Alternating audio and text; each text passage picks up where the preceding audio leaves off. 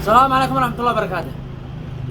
اليوم محاكمة مصطفى ممري وباقية الإعلاميين طبعا لعبوها صح، مماطلة ولغاجة ومدري ايش. اليوم ولا ترافعوا ولا حاجة، أول ما وصلوا قالوا عضو النيابة عدم يأجلوا المحاكمة على أساس يخرجوا حقهم الحوالات ما حوالات، يعني كلام فاضي، طقطقة على الفاضي، كله مجبر على الفاضي، ما بش أي خبر أي هدار أي مجبر معاهم.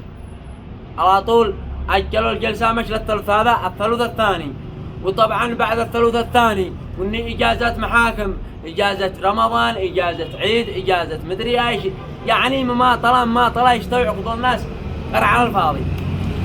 ساعة اللي ملعوبة مجمعة مفبركة، لكن الله يعين بس.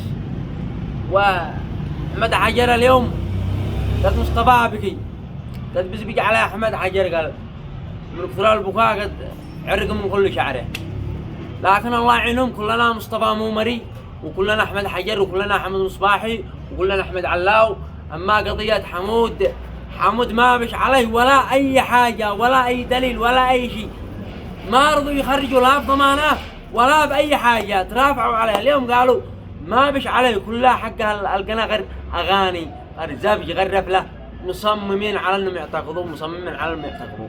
الله أعلم منو غريمهم، الله أعلم. لكن قدوا يقول لا غريمة الدولة من شارع، ويوم الدولة بسنة. سلامتكم.